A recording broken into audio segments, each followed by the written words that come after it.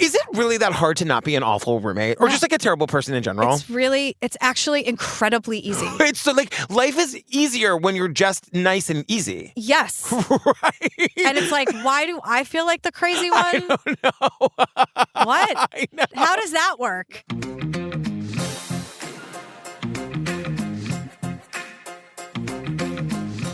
Hi, Jillian Benzavalli. Hello, Patrick Hines. Fam, in case you didn't know, we launched a Discord, and it's going great.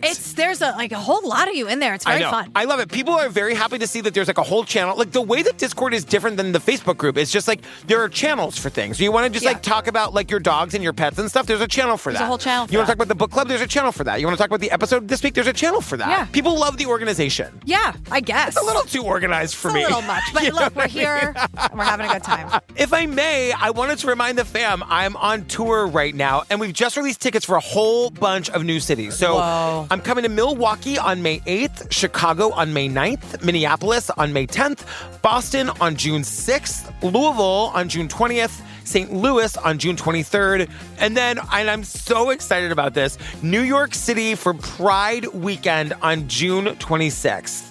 All the info and tickets are at patricktours.com. Yeah. Anyway, what are we talking about today, girl? All right, so this is that show, Worst Roommate Ever. Yeah. We're doing season 2, episode 2. It's called Housemate from Hell. Female executive has an executive home, exquisitely furnished to share. 3 bedrooms, 2 baths, lush backyard, and French door private entrance overlooking the pool. You're gonna stop beating up an old lady, huh? Stay away from me. I've never worked a roommate case myself where it ended so tragically. Stay the fuck away from me. You bastard. The thing that sticks out the most to me in this investigation is that she recorded her murder.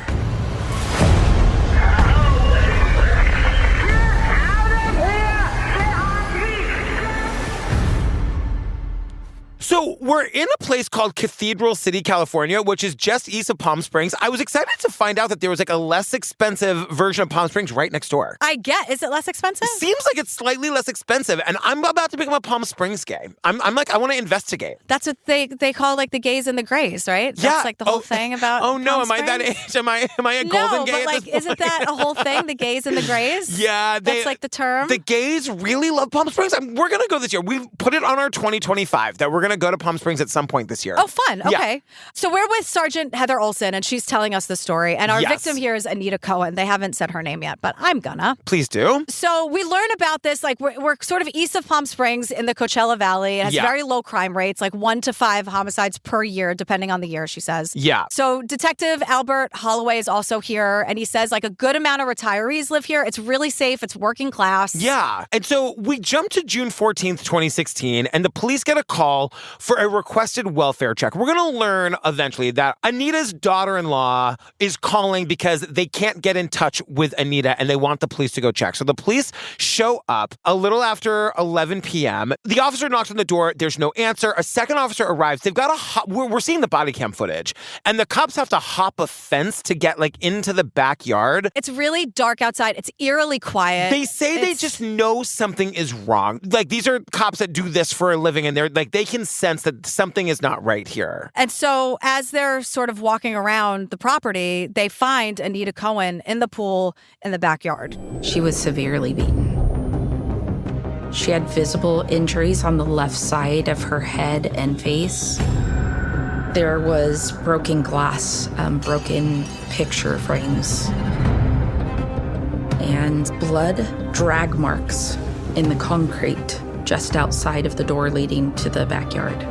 Broken glass on the ground, broken picture frames. Like, you could tell this was a very, very violent attack. Yeah, and so the question is, like, who would do this to this elderly woman and why? So Steven, Anita's son, is here. And he's a wreck. Like, Steven is a wreck from the minute we see him. He looks real. I always wonder about the people who, like, agree to do these. Like, it's just very re-traumatizing. It's very hard to, like, relive it, but he's here to tell the story, and you can just tell it's hard for him. Yeah, and, like, I appreciate this because Steven tells us about his mother and her life. And she got divorced young, and she always had to work really, really hard for what she had. But her dream was to own a house of her own. Yeah. And that's a very important part of the story, that it was her house and she wasn't going to leave it, and how dare you. Right, She worked really, really, really hard for this house. This was her dream. Yep, I get that. We see a picture of Anita when she was young and her kids were young. And I'm like, both times I watched it, I'm like, she looks just like a young Madonna. Yeah. Like, she looks like Madonna from like the 1980s. And like, I mean, she was a beautiful younger woman. And like, Steven and his mom were super close. It was like the two of them against the world, you know? Cindy is the daughter-in-law who's married to Steve. And she says, again, like, Anita, we cannot stress how much she loved that house in Cathedral City. She bought it. She loved it. And Cindy says it was everything for her. She loved it. And that really does become an important part of this. Yeah, it's a beautiful house. It was a 3-bedroom, 2 bath. It had a pool, had a jacuzzi, a beautiful backyard. She loved the house. It was her independence. It was she's arrived kind of thing. It was her I've arrived moment, was buying that house. Girl, Z-Biotics pre-alcohol probiotic is back. Yeah, here's the thing. I am not taking a day off of work because of drinking. I'm past that part of my life. We all have stuff to do. So here's what I'm going to do. I'm taking my Z-Biotics pre-alcohol probiotic before I go to happy hour, and I'm good to go. Yeah, so here's the deal. Pre-alcohol probiotic helps your body break down acetaldehyde, alcohol's toxic byproduct, so you feel better the next day. Here's how it works. When you drink, alcohol gets converted into a toxic byproduct in the gut. Yeah, it's this byproduct, not dehydration, that's to blame for your rough next day. This is a proactive way to help with the next day instead of a reactive approach. Yeah, so every time that we take the pre-alcohol, like we have these happy hours like on Saturday nights at our house. The first thing we all chug is a little pre-alcohol. Yeah, you have to make sure you eat and still stay hydrated. Drink your water. Yeah. But I'm telling you, I've never had a bad morning after my happy hour when I've taken the pre-alcohol. I can definitely tell a difference, no question. No question. For sure. Getting out of bed at 7 instead of 10. Yep. So fam, don't let anything rain on your St. Patrick's Day parade. Grab pre-alcohol before you celebrate and keep the festivities going strong. Go to zbiotics.com/TCO to learn more and get 15% off your first order when you use TCO at checkout. Z-Biotics is backed with 100% money-back guarantee, so if you're unsatisfied for any reason, they'll refund your money, no questions asked. Remember to head to zbiotics.com/TCO and use the code TCO at checkout for 15% off. Thank you, Z-Biotics, for sponsoring this episode and our good times. I mean, especially the good times. Especially the good times.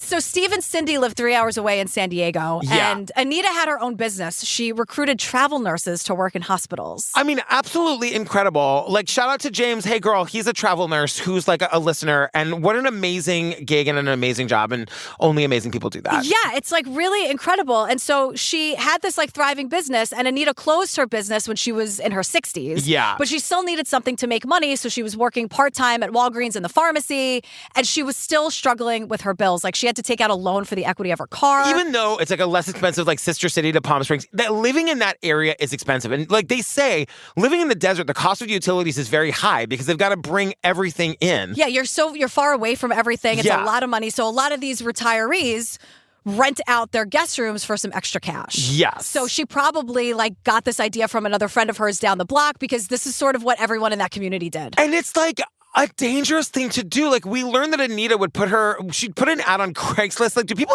remember what Craigslist was? Craigslist can be like really scary. Is it still a thing? I'm sure it is, yeah. Wow. So Craigslist was like a really low budget. I feel like everyone's like, we know what Craigslist is.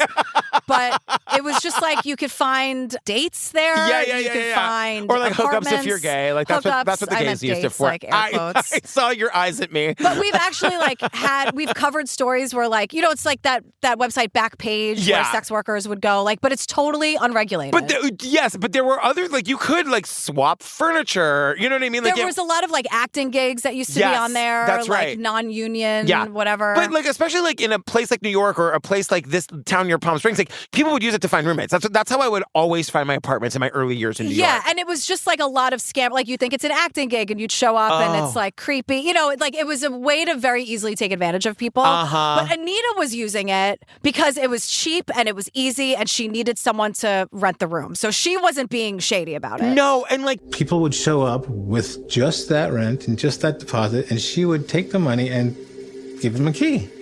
Like nothing like, where do you work? Where are you from? We asked her to screen them before she had them come live with her. And she didn't do that because it costs money to do background checks. She didn't want to do it because it was expensive to do background checks. And I get it. But it is, like, I wanted to find the time to say this in this episode, so I'll say it here. It is a good thing that it is hard to evict people from their apartments. That is a good thing. Because the reason that is set up, and I know this from being a person on the planet, but my mom worked in housing for forever. And my mom's job specifically was to find housing for people who were legally discriminated against. And that's why a lot of these laws changed and became really hard to get people out, because somebody would, like, rent you a house or rent you a room and find out that you were gay, and then they would try to kick you out or find out that you had AIDS, and that was where my mom. So it is a good thing that it's hard to kick people out, but knowing that, I do think that people who are renting out rooms, like it is kind of incumbent upon you to do the best you can to make sure you're not moving in with a total creep. Now that said, creeps make it very hard to find out that they've been creeps in the past. And like this ad is like on the flip side of it, it almost looks like it's so nice. I'd be worried that she was scamming me. Totally. That I show up because it's like this beautiful house, private entrance, come and go as you please. Dogs welcome. I have two, she says. Like prefer never get their names, and now I notice it on your behalf. See? Prefer single gal guy, suitable for a student. It looks perfect. Pool, spa, private backyard, private entrance, upscale, fully furnished private bedroom. You're like, I'm gonna walk in and it's gonna be an alleyway and I will never be seen again. Yeah. It's that nice. It really is. And the ad says, like, her listing says that she would do a background check. Oh, it does say that? She wasn't going to do it because it's too expensive. And she's like, whatever. So that was her little security blanket to say, like, I'm just going to tell people, anyone who thinks they're getting a background check, like, run on them if they're going to be shady, whatever. And she also doesn't seem like she, like, has been doing this for a very long time. Like, it seems like she's kind of new to the roommate thing. Like, she's just realizing she needs money. And, you get burned once. And, like, this is the thing, is that sometimes you'll get burned or you'll get, like, a shitty roommate, but they're not, like, monsters. In this instance, she gets a monster. And at this point, like, people would show up with the rent and the security deposit and she would hand over the key. And people were they weren't staying very long term at first. And so, like, she was also happy to have a roommate because she was a little lonely. So it was, like, nice to have someone else around the house. So we meet Daryl. Daryl, girl. I kind of love Daryl. Daryl has fucking been through it too, man. I mean, he's a little bit of a weirdo, but he's Anita's longest running roommate. And I just said, Jesus, this guy was in rough shape when he met Anita. I was going through a divorce and I was living in a shack out in the middle of nowhere with no heater and burning wood on a stove to keep warm. And my car was falling apart because it was a long drive to go to work. So I really needed to move somewhere closer to work. I was pretty desperate. He was desperate, and he's like, look, I had bad credit because of my divorce, and that's why I ended up on Craigslist. Because he didn't have Chime. You know what I mean? So unless you're listening on the Patreon, then you don't know what we're talking about. Because that's an ad. So... But, like, Daryl is thrilled because he's like, oh, so this lady who doesn't really care about my credit, who lives in this gorgeous, stunning house that's close to where I work, like, oh, this is amazing. He's thrilled. Anita decorated it with, like, really cool things. Like, she seemed like a very interesting, fascinating woman. Seems like our taste would probably not align. Not that I have taste, but Anita seems like it's like a house full of knickknacks. Yeah, she loved it. And it's like her personality was all over the place. What do you call it? Like, shabby chic is probably, like, the aesthetic. Look, I'm into it, Anita. And, like, all these cool things from all over the world. Like, everything has a story, and Daryl wanted to hear the stories. Like, it just sounded like a sweet little setup. Because he says it was a perfect little fit for me and my cats to move in. Oh, the cats. So, like, just like normal, no background check. He gives her the money. She gives him the key. And here we are. And, like, Daryl was saying, like, at first things were great. And he was saying, I have a lot of respect for older people. Get yourself a roommate like Daryl. This guy just wanted to, like, he wanted to be a good tenant. He paid his rent on time. He just wanted to kind of stay in his room and be with his cats and not bother anybody. And he says, this is her space. I'm a guest here. Like, he's trying to do the right thing by her. Like, he would be my longest running roommate, too. If this is how it was. What happened that time that you came home and you saw him doing his, like, switchblade skills? Well, so Cindy, the daughter-in-law, is like... Anita said that Daryl was a little different than what she was used to seeing, but he always paid the rent, and she was okay with him living there. I've only met Daryl a few times. I've found some of the things he did to be a little peculiar. peculiar. Now, as she's telling us this, and the nicest tone she can muster, there's footage of Daryl getting up and like casually swinging a switchblade around, which he thinks is very cool and impressive.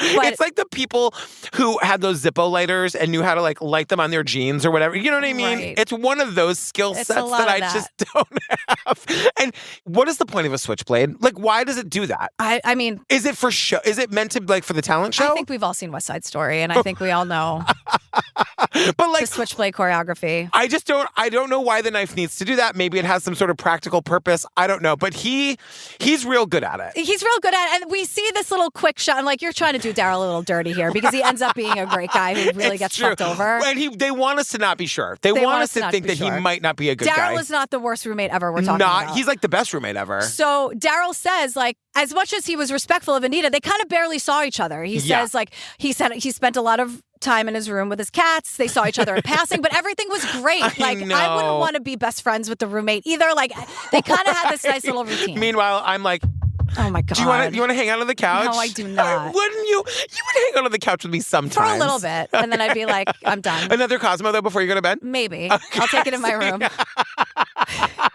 I'm going to get you to hang out with me. I'm going to get you to hang out with me. Cosmos, look, I'll do it. Yeah. So Anita had 2 spare bedrooms, and whenever possible... It's a huge house. It's huge, and it's beautiful. Yeah. And so whenever possible, ideally, like, both of those rooms would be rented. You do not want to hang out on the couch with me. I'm going to learn your drink order. Well, you go to bed at 8:30 anyway, See, so I'm not asking for the whole night. I'll never forget. I've told this story before. The first time you and I ever traveled together, and the first night we had like a great dinner, and then the next night, I remember it was like 8 o'clock, and you're like, I'm going to go back to the room now. And I was like, what? Because it was like 48 hours of constant... Me. Which is exhausting. We were also at like an event and a convention, so it was. You can say it. I know him a lot, but I just remember being like, "But I'm not done spending time with you yet." But it wasn't just you. It was like the world. But I took it personally. You took it very personally, and I was like, "It's not you, it's me." But I also, can't do this right now. But I also don't have the energy to explain it to you. So if you don't get it, go find someone else to talk to about it. But I'm done. Bye. I want a shower and a hotel bed, and that's it. God. So Daryl isn't always the only person renting from Anita, is the point. Yeah. So there were 2 rooms across the hall. So Daryl had to deal with these people a lot. And let's be honest, they had to deal with Daryl. And that's a recipe for disaster. Like I don't think in all of my years of renting, I ever had more than one roommate. Like I can't, like if you're the person, like you're the Anita and you've got to put together people who can live. But Anita doesn't care about that. She just needs the money. Right. So she's not necessarily looking for compatibility. She's just kind of looking for someone to fill the room. But Anita had a lot of issues with these tenants because they were taking advantage of her. So I think she kind of looked, once you got there and you're not Daryl, she's kind of an easy mark. Yes. Because Daryl tells us these stories. There was a time when she was having trouble with one of the tenants, and a friend of mine and myself had to intervene.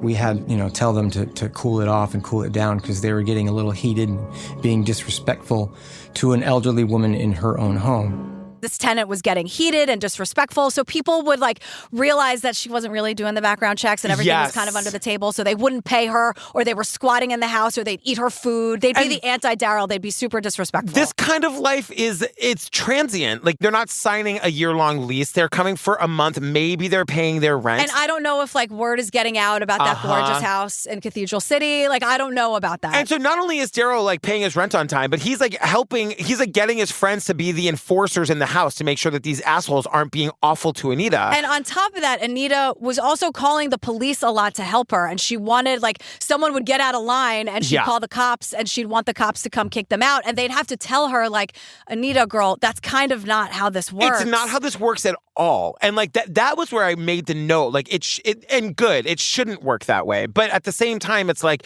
don't be awful to old ladies and everybody pay their rent. Everyone just be nice to each other. Right. Like this isn't something to take advantage of. Right. Like just pay her for the room. And so it's just so stupid. Yep. And that's, and like you were saying, like that's why Craigslist ended up being so scammy. You know what I mean? It's totally unregulated and like it's creepy. In all the years dangerous. I was like it scares me for people who were on it. It truly is because no one's checking references. Like, you know what I mean? Like you're just hoping that people aren't going to be awful. And guess what? We have a whole podcast about how people are awful. There's no record of it. So you can see this gig or this date or this apartment and then show up and just be gone. Yeah. And then you would have to like go into the person Craigslist. I don't even know if there was a history, if you could view the history of things that you looked at. So it's just sort of like you just like find an address and then you go and like who knows what's going to happen to you when you get there. Oh my God. It's super scary. Yeah. Travel down the road back again. Girl, Smalls is a new sponsor. They are this delicious cat food that we love. We also love cats on this podcast. Yeah, I am here to represent Macaroni, who's my best friend Ashley's cat. What are you authorized to tell us? Well, first of all, Smalls cat food is protein-packed recipes made with preservative-free ingredients you'd find in your fridge, and it's delivered right to your door. Yeah. Tell me what Macaroni likes. He loves the broth toppers. I got a text from Ashley, and I quote, Mac loves the broth toppers. Now, let me tell you this. Smalls was started back in 2017. I'm obsessed with this by a couple of guys home cooking cat food in small batches for their friends. Like, we got to support these guys. They sound adorable. Yeah, and Cats.com named Smalls their best overall cat food. Wow. Best overall. And you want to know my favorite part? Yeah. Smalls works with the Humane Society, and they've donated over $1 million worth of food to help cats through the Humane Society. And they even give you a chance to donate at checkout, whether you donate $5 for flea and tick medications or $7 for vaccines. You can do your part. What I love about this, though, is that these are guys that just love cats, and they just wanted like a good-tasting, protein-packed cat food, and they did it. And with no preservatives. And no preservatives. That's the thing. It's like good for your cat. Totally. And they have food, they have the toppers, they have the treats, they have the snacks, they have everything your cat could possibly want. Can I tell you this? 88% of cat owners who use Smalls are reporting overall health improvements in their kitties. This is a big deal. Yeah, I'm waiting. I mean, next week I'll get that text from Ashley being like, Mac is as strong as ever. Totally. So, fam, what are you waiting for? Give your cat the food they deserve. Head to smalls.com and use promo code TCO at checkout for 50% off your first order plus free shipping. That's the best offer you'll find, but you have to use the code TCO for 50% off your first order. One last time, that's promo code TCO for 50% off your first order plus free shipping. Free shipping. We love free shipping and we love kitty cats. I know. I don't want them to have any preservatives. What's that about? So it's February 2016, and Daryl has been living there for 2 years. And he's sort of like her best friend and enforcer. And this is when this piece of shit, Scott Pettigrew, enters the scene. Yeah. So we learn that Anita and Scott met through work. Remember, she worked at the Walgreens. Yes. And Daryl says at first he seemed like a typical clean-cut gay guy, typical to the Palm Spring area. I'm like, so far, so good. This works. I guess so. Daryl's like happy for Anita because it's like another friend that Anita has. And she really likes Scott. And it was nice for Anita to have a friend around the house. And like, not all these randos just causing trouble. Like Daryl's kind of had it. So I think he thought at first that like, oh, Scott and I were like simpatico, right? Yeah. Like we're going to help Anita. But then like Daryl says the second Scott moved in, he started doing this like really weird shit. We're like, sometimes he would just open my door and shut it real quick while I was asleep. Then I would come very angrily out of my room and say, "What are you doing? Next time knock." And he would say, "I just want to know if you're home or not." He would come in and like knock something off of a dresser and then run out the door before I had a chance to really fully wake up and realize what happened. He'd open the door and like knock something off the dresser in the middle of the night. Yeah. Then he tells Anita, this is so awful. He tells Anita that, because it's a 2-bedroom house, so Anita's got like her bathroom and then like the tenants share this other bathroom. And Daryl had a flashlight in the bathroom in case the lights went out. And Scott is telling Anita that it's actually a secret camera and that Daryl is filming Scott in the bathroom naked. Like that is a major allegation. It's major. And so basically what's happening is that Daryl, the good roommate, is complaining to Anita a lot because Scott is like targeting Daryl. Right. She would never do anything and she'd be like, well, Scott's my friend and like it's between you guys, you figure it out. Which is also like, it doesn't work like that. No. Like, you all live together. It's your house. Like, but the bottom line is that Scott is manipulative and Anita was totally under his spell. Right. I don't know what he said to her before he moved in, but she's just like Scott could kind of do no wrong in her eyes. And let me just say, like, anybody who's been in any kind of situation like this can tell you, when you're in it, you never see how bad it is. Well, Cindy, the daughter-in-law says, look, Anita is smart and she's a tough lady and she's badass. The fact that she believed the stupid camera thing really shows you how good Scott was at manipulating her. Yes. And it must have been going on for a long time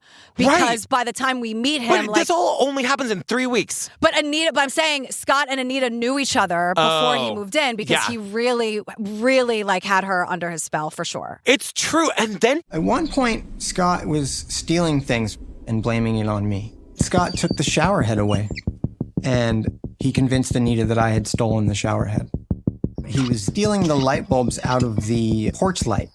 And then he started stealing the cleansing tablets out of the toilet in our bathroom. And then Anita's confronting him and being like, why are you stealing my cleaning tablets? And also, Cindy, the daughter-in-law, and Steve, her son, always hated Scott. Yeah. And they were like, we don't know what Anita saw in him. It was just one of those things. It's so frustrating. And I'm like, ladies, I hear you.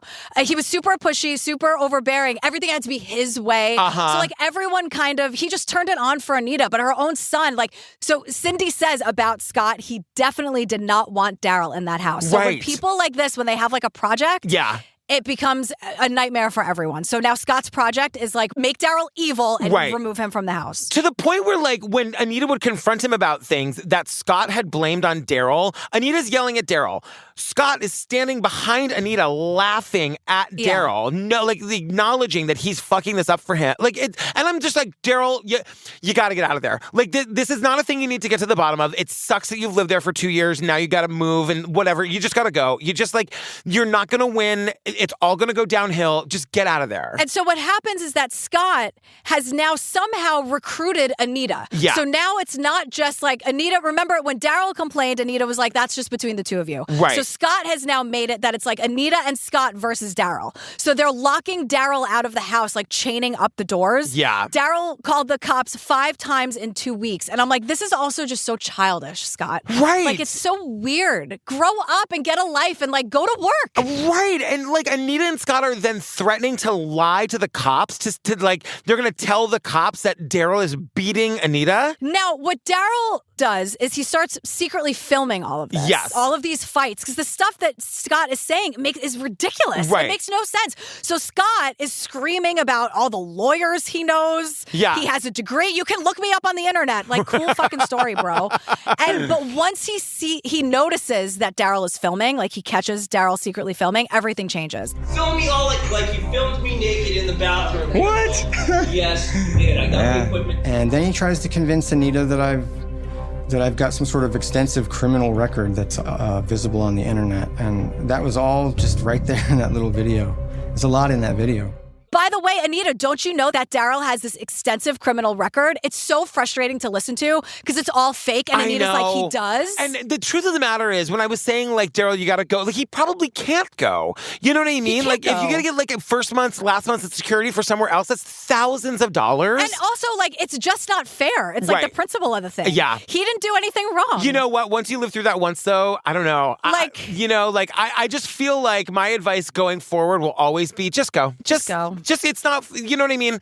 Who cares who's right at the end of the day? Just get out of there. Yeah. Because all this guy wants to do is ruin his life. You know what I mean? And that's it. Yeah. So it's March 7th, 2016. Daryl comes back from a weekend away with friends, and he is... Which made me so happy. I was like, girl, where'd you go? I know. I'm so glad you got away with the girls for the weekend. And he's been, once again, locked out of the house. I mean, who does that? Now, here's where it gets even crazier. Yeah. Because Daryl calls the cops, and he's like, yeah, hi, it's me again. They locked me out. Right. The cops go, you stay right where you are. We're coming to get you. And Daryl's like, get me? Weird. Okay, anyway, see you soon, fellas. Right. The cops get there, and they arrest Daryl and throw him in the back of a cop car handcuffed. My public defender was the first person to tell me what I was being charged with. They were all felonies, felony counts, senior abuse, damage of property, I believe. Scott and Anita said to the police that I had been acting crazy and had been threatening them and had chased them into a room, and supposedly I pushed Anita down on the lawn. They arrest Daryl because Scott and Anita have accused him of senior abuse, damage of property. They're all felonies, these charges, by the way. Right. They're saying that he threw Anita down on the grass and was like beating her. I understand how naive this sounds, but how are they allowed to just arrest and hold him without any evidence? They also refuse to tell him why when he's in the back of the car. Right. Like, I don't understand. He doesn't ask for a lawyer, which is making me insane, but I don't understand how they can just say. Well, he can't afford it. But I guess so. But like, yeah, I guess. I know this happens all the time, but like they just arrest him because that guy said that he did this thing. Yeah. You know what I mean? And again, just a reminder, it's been 3 weeks since Scott moved in. So this got very bad very fast. And Scott came in with a plan. I had to rewind that. I was like, did you say 3 weeks? 3 weeks. So he's done, and we've left out the grossest shit that Scott did. Like, he came in with a plan to completely drive this guy from the house. And not just that, drive Anita further into Scott's own arms, so to speak, for lack of a better term. Yeah. So these charges are all felonies: senior abuse, property damage, attacking Anita. He's been terrorizing them for all 3 weeks.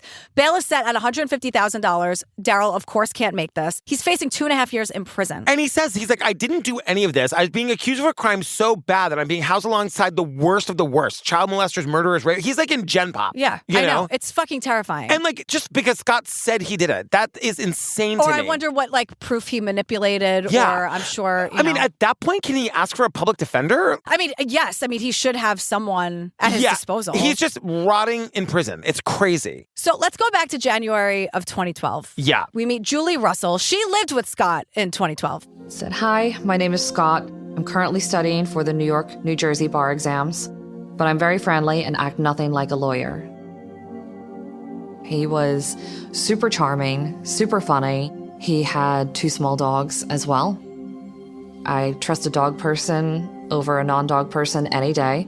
She lived in West New York, New Jersey, which is like right over the New York, New Jersey line. It's a real place. It sounds like a typo, but it's real. West New York, New Jersey. I lived in Jersey City, which is right next to West New York, and I used to be like, are we sure? What's going on here? West New York, New Jersey. Not a typo. Real place. I saw the look of like a homegrown New Yorker. You're like, oh, now I'm going to have to explain this to everybody. West New York, New Jersey. You know who hates that? I think the people who live in West New York, New Jersey. Yeah. Who, if they meet someone, if they're in like Seattle, and they're like, so New York? No. Right. Wait, New Jersey? But you live in West New York, New Jersey. I know. The dividing line, fam, is the Hudson River between New York and New Jersey. So why on the Jersey side is there a town called West New York? I don't know. You know, West of, I don't know. At one point, there was a plan to fill in the river and just extend Manhattan. Wow. Isn't that insane? It is insane. Robert Moses wanted to do that. Robert Moses fucking sucks. I know. He's a racist piece of shit. Steve has a 900-page book on Robert Moses that he's working his way through. Is it all about like he sucks just for all 900 pages? I don't think there's anybody who's like, Robert Moses was amazing. Like, look, Robert Moses screwed all of us. Yeah, he wanted to demolish Soho. Thank God he didn't get to do that. He was also like a racist and like didn't want black people living anywhere. Like this guy fucking sucks. Yeah. God, I hate Robert Moses so much. It's like a weird thing. You know who else hates Robert Moses? Jeff Goldblum. Weirdly. Whoa, tell me more about Jeff Goldblum. Because I know when he was doing a promo for Wicked, it like came up. It was on my TikTok where it was like, hey, Jeff Goldblum's like one of us. He's one of the good ones. Because he hates Robert Moses? He also hates Robert Moses and was like talking about the racism of Robert Moses. I will say the Jeff Goldblum revival of 2025 has been great. Yeah, did he leave? Like, who hasn't been watching Jurassic Park and loving him? Me. I mean, not that I haven't loved him, but I mostly know him from like his stint on Will and Grace, and he was just like that weird, cute, tall guy. Oh, who like had like the rivalry with Karen, but they really liked each other. Yes. Yeah. He's great. He's been great. A gem since the very beginning. And I'm telling you, if him and Jonathan Bailey didn't make out a little bit, I'm going to be shocked. They were so in love with each other. They probably did. I'm sure. But not Robert Moses. We hate him. Travel down the road and back again. Girl, Ritual is back. Let me tell you something just insane. Okay. 97% of women ages 19 to 50 are not getting enough vitamin D from their diet. Yeah, unacceptable. No. So Ritual's Essential for Women 18 Plus was shown to increase vitamin D levels by 43% in a clinical study. As you know, we're talking about a clinically backed multivitamin for women 18 plus with high quality and traceable key ingredients in clean, bioavailable forms. Yeah, so they have 9 key nutrients and 2 delayed release capsules per day that optimize your body's absorption. And let me tell you, if you take it in the morning on an empty stomach, it doesn't matter. And they have a minty essence, which really helps people who maybe don't like taking pills like yours truly. This is my favorite part. Ritual's Essential for Women is USP verified, so you know you can trust what you're putting in your body. Now, that might not mean anything to you, but let me tell you, only 1% of supplement brands on the market have that USP verified mark, which shows a product contains the ingredients actually listed on the label. That is crazy. That's really crazy. Less than 1%? Yeah, I don't think Ritual. so. Not anymore. No. Also, Ritual is a female-founded B Corp, meaning they are holding themselves accountable to not just their company's financial health, but also to the health of people on our planet. You know what? It's about time. Yeah. Thanks, Ritual.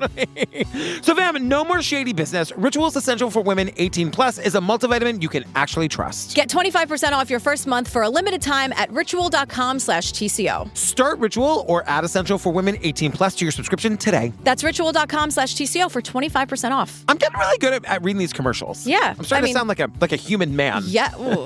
Well. Oh, wait. I take it all back.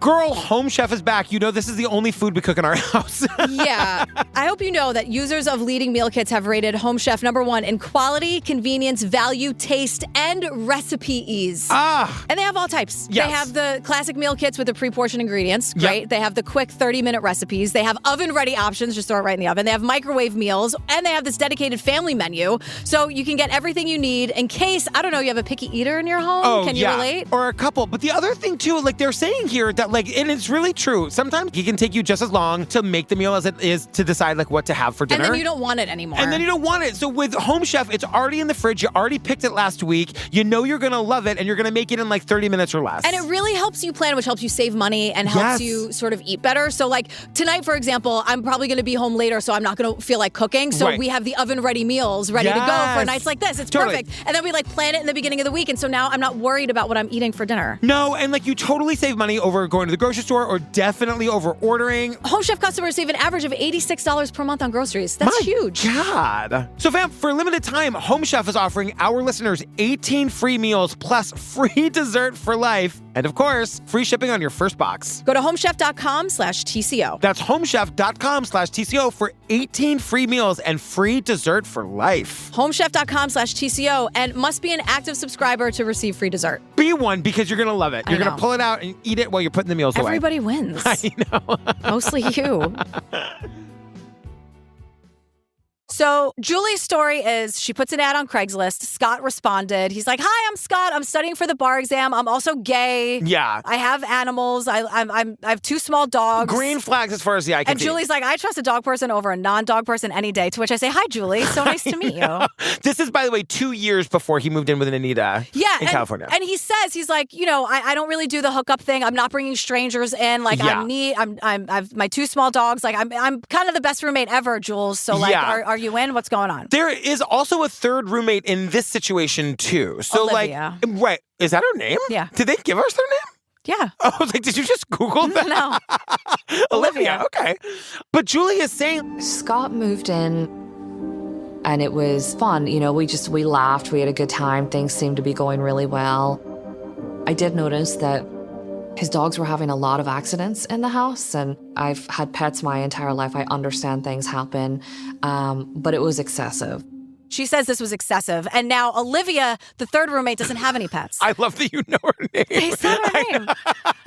And so Julie is like trying to be nice. And she's like, well, I don't want to upset the non-dog person. Like, but this is like, it's your fucking responsibility. You never trained your dogs. No. And then it's also like suddenly, so they live on a ground floor apartment. And suddenly, like, we're being told that the other roommate, Olivia, apparently is her name, that Olivia is leaving that ground floor door unlocked, which obviously would be a major safety hazard. But I'm like, that was definitely him doing it, right? Well, so Scott, what happens is that Scott is furious about this. He's typing in all caps. He would send these all caps emails to Julie as if Julie's like in charge of everything. Yeah. And the subject is all in caps. Just go with me. Olivia left the front door open last night. And then the subject of the email is, this put my life, my pets, and my property in danger. Therefore, you are hereby put on notice. Here's my question.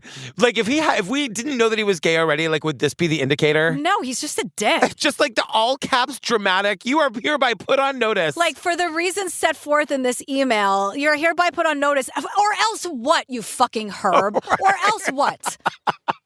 Well, he stops paying rent. You know what I mean? Maybe I know there's something called the warrant of habitability, and I know that he's not the landlord. I knew this when I had Are you mice. a housing lawyer? No, but I called one once, and I had to speak to one. But you have to be, like, Julie's not the landlord, so it doesn't matter. Yeah. But, like, when I had mice, it was on the landlord to fix it because that's a health hazard, and it's, like, not okay.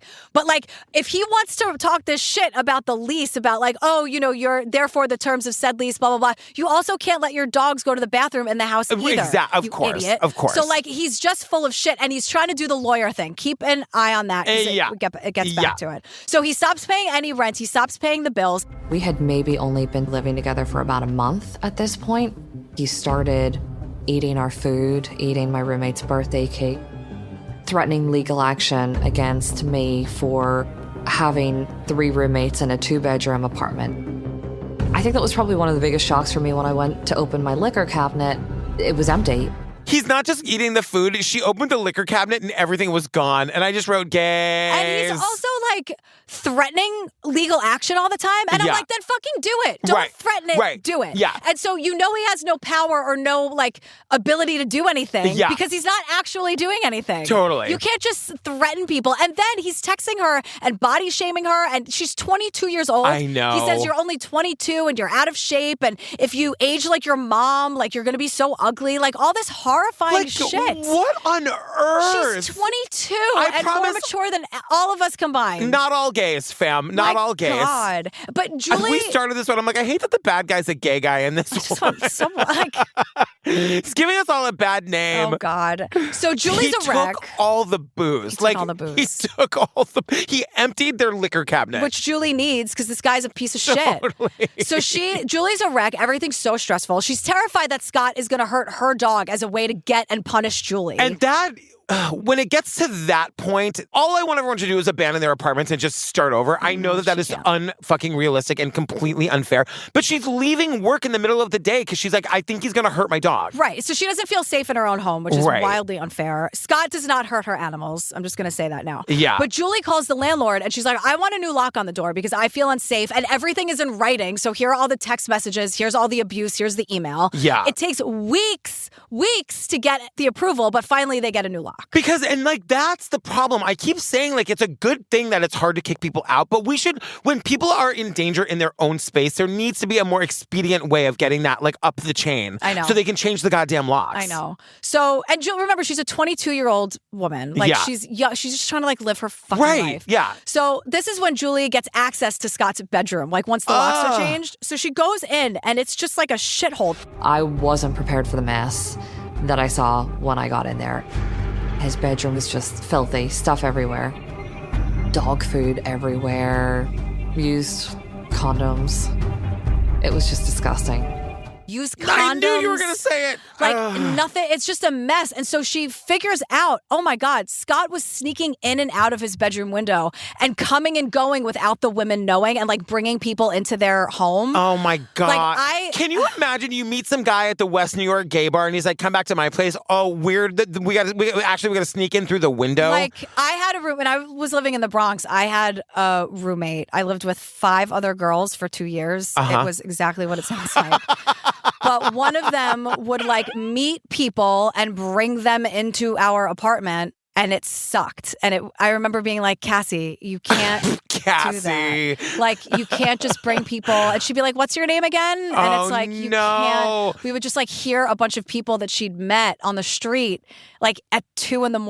And it's like, well, what do I do now? Now I live in this room forever. I'm not going to go out and confront these people that she'd be meeting like just randomly. I mean, I had a similar situation in only the way that like it was me and this other gay guy. He lived in the bedroom down the hall. And when he was gone for like 2 weeks at one point, and I had to go into his room to get something.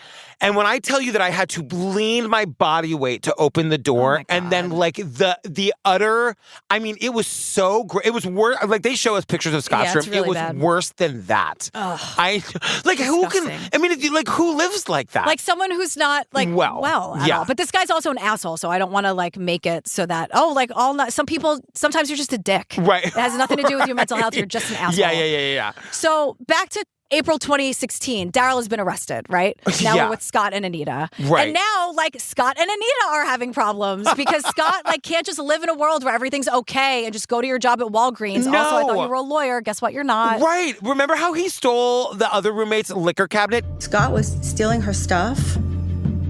He would steal Anita's vanilla extract because it has some alcohol base to it, and he was drinking that. He's stealing her vanilla extract and using it to get drunk, which is literally what 2 teenagers do in an episode of Mad Men because they're bored. I mean, is there enough alcohol in vanilla extract to actually get drunk? I don't think so. I don't think so either. Even the girl who tells Pete Campbell about it, she's like, yeah, it made the afternoon go faster, but now I have a headache. Right. And he's like, that sounds like my job. Oh. But the whole thing is like, Pete. there were 2 teenagers who were like looking to pass the time and they were drinking vanilla extract in like 1965. And this is what this guy's doing Just go now. in your parents' liquor cabinet. You know what I mean? Oh the vanilla extract of it all. So, I'll take a vanilla extract on the rocks. Thanks. So again, like he's just letting his dogs go to the bathroom everywhere. He wasn't cleaning it. His garbage is piling up. Yogurt containers everywhere. Like he's just doing the same shit. And like Cindy and Steve are trying to get Anita to come live with them. They're trying to get Anita to abandon her house because she's not safe. And she's like, absolutely fucking not. Yeah. You know what I mean? And I love too that as Anita is starting to realize that like Daryl wasn't the bad guy, we're just letting Daryl rot in jail. Yeah, no one's apologizing to Daryl at all. The charges are still upheld. And Anita's saying like, nope, I love that house. I worked really hard for it. I don't care what the issue is. I'm not leaving that house. And that was Scott's plan the whole time. Like, get the house, you know? Get the house. But they're really scared for Anita's life. Right. And now we're going to rewind again, and we're going to October of 1990, and we meet Rob Salcedo. Yeah, so Rob was Scott's partner for 12 years, and Rob says, like, he was really in love with him. Scott was loyal and protective. Rob says he felt safe. One of the things they bonded over was that they both had really difficult childhoods, and according to Rob... Not too long after we met, Scott told me that his father had abused him. His mom was so abusive that she would get him pets, and then she would take him to the pet shelter and have him euthanized, and would tell him that she never wanted him. Things like that. And then, like, the mom would say, they never wanted him. Right. So because they both had traumatic childhoods and filled with abuse. And, like, by the way, that's how these monsters get created. You do things like that, and they turn out like this. It's a one-to-one. Yeah. You know? Yeah. So Scott went to law school, apparently, and Rob explains that by the time Scott got out of law school, he was a completely different person. Yeah. He describes him as very, very ill. We don't really get that much into it. I think he's talking about substance abuse because he's saying he's like emaciated and like he just turned into this totally different, unrecognizable person. And it seems like they weren't together when he was in law school because he says when he came back from law school. Yeah, he sort of implies that they didn't see each other for 4 years, but I don't know. It is unclear. Right. But Rob says Rob was also like financing Scott's whole life. Yeah. So Rob paid for Scott to take the bar twice. And Rob's like, honestly, now that everything that I know about him, I don't think he ever took the bar exam. Like, there's no proof or evidence that he took it. I don't even know if he was in law school for those 4 years. Like, who is this person? And Rob says that when Scott would drink, he would either pass out or get violent. He said at one point, Scott drank an entire bottle of tequila, got a kitchen knife, and chased him down the street. Like fucking Jason Voorhees. Insane. And Rob is saying, literally, I'm throwing trash cans in his way he's jumping them like hurdles. Yeah. Now, this is in 1990. By 2002, Rob goes, yeah, I just didn't see a future. Yeah, no shit. Right. And they break up. Yeah, but they stay friends. They're friends. But they're not just friends, because Rob said I'd always help him whenever I could. Yeah. So I'm sorry, Rob, but Scott kept you around because you'd pay when he needed you to. Right. You know, he could Rob was the friend where Scott could say like, oh, I need rent, or I need $300 or I need whatever. And Rob would send it to him.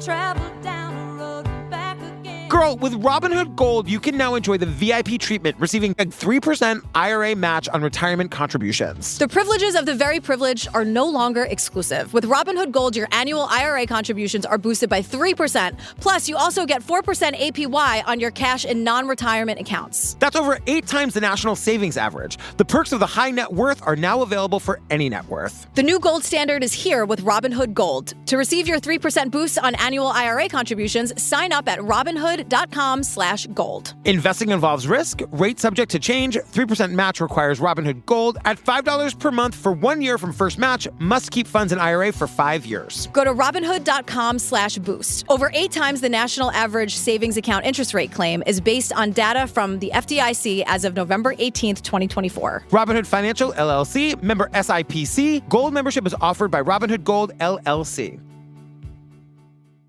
Jump to May 2016. Remember, Rob and Scott met in 1990. Now we're in 2016, and Rob is saying he was on the phone with Scott when Scott was living at Anita's house. He alleged that she had opened the back gate and let the dogs out, and he was on the phone with me, yelling down the street, like, you let the dogs out, I'll kill you. Scott is on the phone with Rob, and Rob's like, I'm just hearing this crazy fight that they're having, and Scott is threatening to kill Anita. Right. So Scott is drinking constantly. He's being very violent. He's trashing the house on a regular basis. And now Anita's like, oh shit, this guy's been manipulating me. And now she's scared for her life. And she's locking herself in her bedroom. Like, we see pictures. She took everything she needed for the day into her room and was locking the door with a deadbolt so that, like, Scott couldn't get in and take her shit. Or hurt her in any way. Right. So Anita finally realizes that Daryl didn't do any of the shit that Scott accused him of. Yeah. And he's in jail for no reason. And now Steve, Anita's son, goes, I'm going to tell you this right now. My mom was flat out wrong for what she did to Daryl. Yes. She fell for Scott's bullshit. He's a manipulator for sure. She was a victim of this, and she made a very bad decision about like wrongfully accusing Daryl. And Cindy and Steve say to her, like, you need to go to the DA and tell him or her, like, what is going on here and get Daryl out, or you can't be in our lives anymore. Or we will never speak to you again. Yeah, but I was also like, Steve and Cindy, can't you make a call? Can't you just call the DA? She's got to drop the charges. She's got to say he didn't actually hurt me. It's got to be her. Yeah. But this is sort of what you have to do to like wake someone up. And now Anita knows, obviously, she's barricading herself in her room because she's scared of Scott. But like Steve and Cindy are saying, like, this is the way forward. You got to undo what you did with Daryl, and maybe all of us together can like work through this Scott craziness. And so Anita does. Like, she goes and tells the DA that she falsified a police report. Daryl is released. We never find out if anyone gets in trouble for that. No, we don't. You know? We don't. Like, she falsified a police report that got this guy put in prison for 100 days. 100 days. And Daryl is saying, like, on June 11th, 2016, Daryl gets out, and he's like, You take all kinds of freedom for granted, but when you do 100 days in jail, you really appreciate your freedoms. And being free, being out was amazing. My first night out, I took a long, long walk. My feet hurt the next day. It was wonderful. And then I wrote, great, Daryl, who are we suing and when? I know. You know? But I guess what happened is that Scott made it so that it's all Anita's name. It's all her charges. So he is not going to get he's not going to get penalized for anything. And so Daryl probably said, I'm just assuming here, but I'm playing Columbo for a minute and trying to put it all together. And he was probably like, don't worry about it, Anita. We're all victims of him. Yeah. Because I'm sure Scott made it so that he wasn't on any paperwork and he wasn't making the complaint because it was all about Anita. Right. It's her house. It's her, you know? And Daryl tells us, like, he goes to the house with a cop to get his stuff as soon as he's, like, out of prison. And he said, like, Anita and Scott were home when he went, which is, like, I guess Anita's got to be there because it's her place. But he says that, like, Anita came up to him when he was in the garage, like, packing his stuff and, like, stood shoulder to shoulder with him. And he's like, I guess I understood that meant that she was sorry, though she never said it. Now, this is when Daryl, sorry, everyone, animal lovers in the room. Yeah. This is when Daryl learns that his cats are dead. Now, Scott told him that Anita had them euthanized because she was mad at him or she knew Daryl was never coming back or whatever. Daryl, this is so sad. Daryl loved his cats. Yeah. And he explains. My cats were my everything to me at that time in my life. I was going through a divorce. I didn't have any children with my ex-wife, but we had the cats, and they were like the only thing I had left. They were the only thing I had left. It's so sad. And so Cindy's like, hold on a second. Anita loved animals. She had dogs. She had cats. There is no way that either it was her idea to get them euthanized or she did it on her own. And Cindy says in no uncertain terms, it was Scott. 100%. Who did this, who brought them to the vet or whatever he did. Yeah, there's no question that it was definitely Scott. So, you know, as they're leaving, the policeman who's like been with them at the house congratulates Daryl on keeping cool. And he's like, never, ever come back here for any reason without a police escort. Now, okay, Daryl's like, no problem. Yeah. So Anita, at the same time, Anita files a restraining order against Scott as well as a kick-out order. I love knowing that exists. Now, it's very good to know. Yeah. Now, but this is where it all turns to shit because a judge says, well... Because remember, Scott, like, eventually, after a certain amount of time, Scott always just lets his dogs go to the bathroom all over any house he's in. That's like a weird weaponized thing that he does. Yeah. So one of the reasons Anita wants him out of the house is because he's making the house a mess. He's leaving his condoms everywhere, his food everywhere. God. Dogs are going to the bathroom. Yeah. So the judge hears one thing, blames the dogs, and says, oh, well, the dogs have to leave. Scott can stay. Right.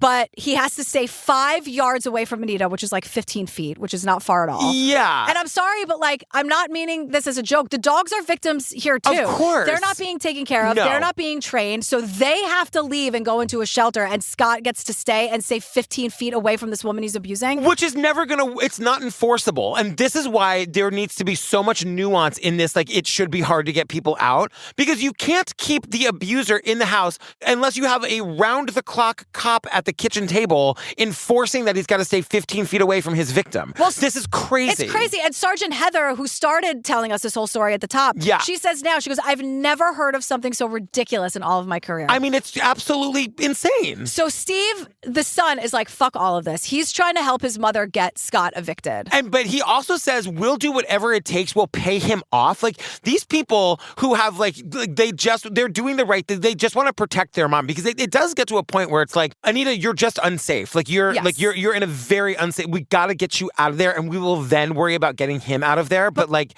what do you do? And this is where it's like the fun part for Scott. Right. He doesn't want money. Right. Of course, he wants to terrorize this lady. Right. So Steve is like, all right, Mom, start recording things, document the state of the house any way you can, document how scared you are, like make notes, like have a journal, show the courts that he's a bad guy and you're scared. If for some reason they can't just do a walkthrough of the house and see the hell that he's created, then if you need to document it, like that's what you have to do. And so it's June 14th, 2016. Anita knew that Scott was going to be served with the order that day. So she was working, and she planned to stay away from the home and not return for as long as she possibly could, because she knew once she returned home, he was going to be extremely upset with her. And she was afraid to come home. And she knows how upset he's going to be, so she's trying to stay away from her own house as long as she can. So 2 o'clock in the afternoon, Scott is served. Anita gets home from work that night. Scott has locked her out. And so he's put a lock on the garage doors and he's padlocked the side doors. So Anita does what she knows to do and she calls the cops. This is the day of the murder. Yeah, because she calls Cindy, her daughter-in-law, and Cindy's like, you have to call the police. Yeah. And she does. So 6:09, the cops are called. They go into the garage and they see that Scott's just unplugged the motor to the garage door. And like, she's trying to get the cop to go in and like yell at Scott. And the cop is saying to her, like, once again, this is just a civil complaint. Like, no crime has happened here. And the cop leaves. But even if that's true, can the cop mediate for 2 fucking seconds? I know. Like, whenever there's a loophole, everyone's happy to go home and leave these people in unsafe situations. Right, because we know it's going to happen in 5 hours. Like, I know it's technically maybe perhaps not his job in that moment, but could he try to diffuse the situation? Or just go in and be like, why are you being so awful to this old lady? Like, what are is you the doing? point of your job, guy, if you're going to be like, oh, sorry, like, she's like, wait, I served him this thing and now I feel unsafe. Like, protect and serve, no? I couldn't agree more. So Anita is now alone with Scott, who is going crazy. Yeah. He is violent. He is screaming. He's super glued her own door to her bedroom shut, so now she can't hide in her bedroom. This is a level of unhingery that is just like, look, you just gotta, if you are ever in this situation, just leave. You gotta walk out the door that day. And so Steven and Cindy have had it. Yeah. Because they decide to drive the 3 hours, get Anita, put her in a hotel room. Yes. And now they're on the phone with Anita telling in the car. her. And Scott overhears this. And then all of a sudden, the phone goes dead. We called the police several times to do a kind of welfare check on her because she never answered the phone again.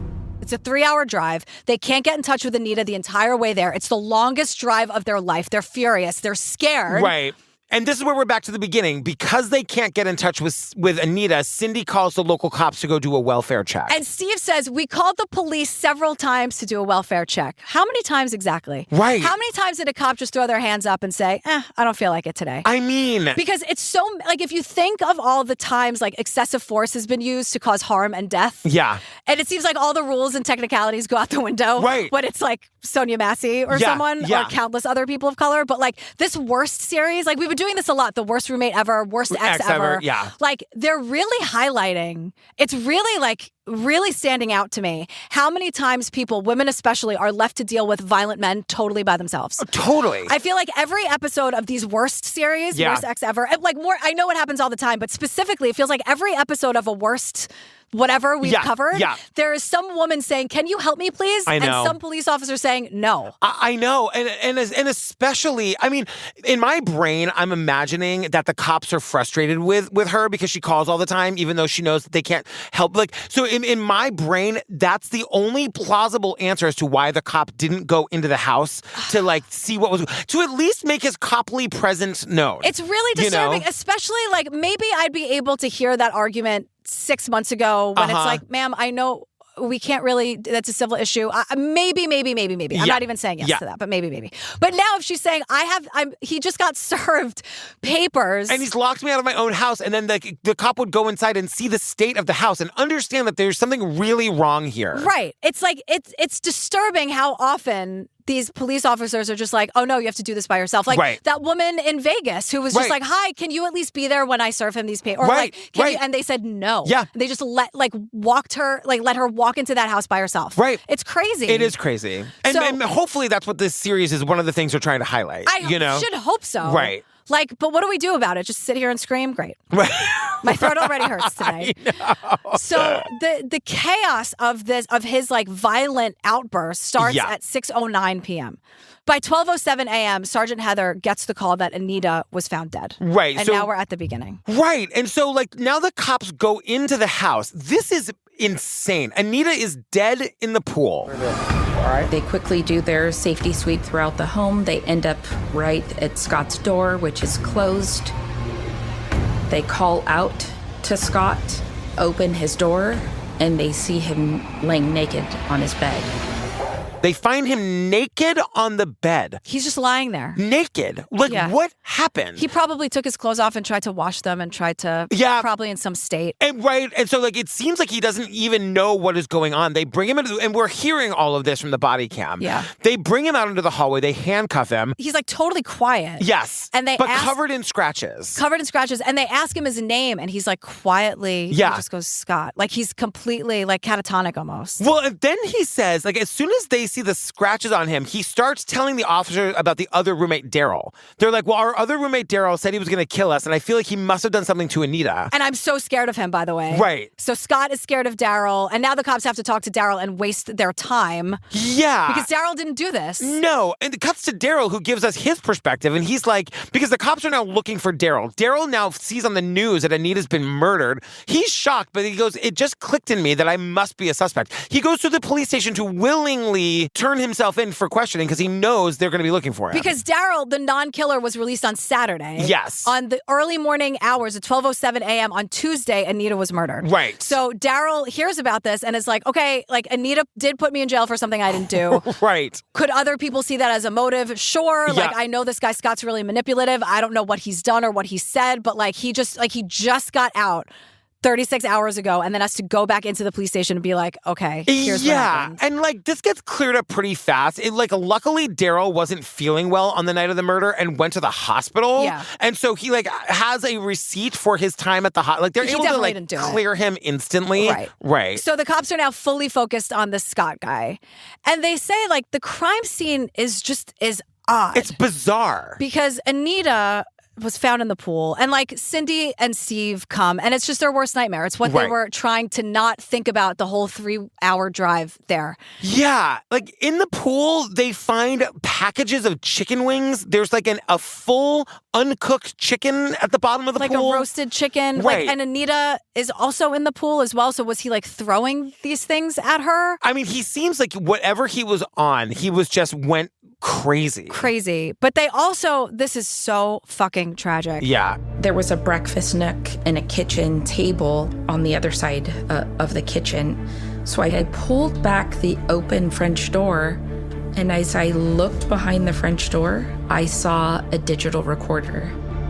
And I actually picked up the recorder and saw the digital file was recorded on the night of the murder because it was date and time stamped. Heather tells us Anita recorded her own murder. Right. And we hear some of it, and it is horrible. And I have in my notes, please don't play it, please don't play it, please don't play it. And they played it. Of course. And you hear them fighting, and he's screaming at her, and she's screaming back. Right. Like she's really fighting back, and you hear her say, like, get off me, get out of here. Yeah. It's chilling. It's horrible. They bring Scott in to question him, and as soon as he, like they're talking to him, and he's talking kind of, but then as soon as they get anywhere near the events of the murder, he asks for an attorney, and I'm like, why is he got to be the one to know? So they bring the killer in. This is great, though. And he asks for a lawyer, so the conversation's over. And that's when Sergeant Heather goes, oh, no, it's cool. She recorded the entire thing, so we're good either way. Like, I don't have to talk to you anymore. And the killer goes, wait, what? Yeah. Wait, it's on the recorder? And Heather goes, sorry, girl, you asked for a lawyer. Like, I can't talk to you anymore. Sorry. And the killer... They must love that, because for all the time somebody asks for a lawyer and they don't have anything to throw in their face, like, this is the one time. And so the killer's like, no, I take it back. And Sergeant Heather says, that's when I re-Mirandized him and we started over. Mm-hmm. Now that lasts for 5 minutes before he's like, shit, I definitely do want that lawyer. Yeah. And Sergeant Heather goes, fine, but we're officially done. I'm not questioning you anymore. Right. So don't ask me to like start over. This is the second time you've asked for a lawyer. Now, girl, we're over. We're done. I cannot speak to you anymore. Yeah. And it was at that point that he asked for the death penalty. Innocent people don't ask for the death penalty. Innocent people don't ask for the death penalty. No. Yeah. And in this case, I'm more than happy to oblige. Like, bye. We don't need you on this fucking earth. Yeah. And so we get the on-screen text that on August 29th, 2019, which is years later, by the way. Yeah. The killer was convicted of first-degree murder, elder abuse, and violating a protective order. And he was sentenced to 25 years to life in prison. Because remember...